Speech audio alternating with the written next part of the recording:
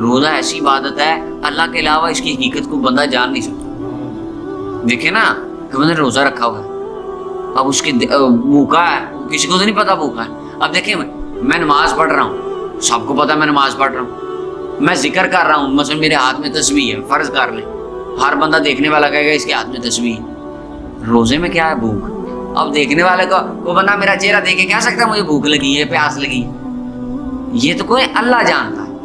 تو فرمایا روزہ کام ہی ایسا ہے یہ میرے لیے, اور فرمایا میں ہی اس کی جزا دوں گا. مولا علی قاری فرماتے اس کا معنی اللہ ارشاد فرما رہا ہے کہ روزے کا اجر و ثواب میں نے کسی کے سپرد نہیں کیا کہ فرشتے اتنا اجر لکھ دیں, نہیں.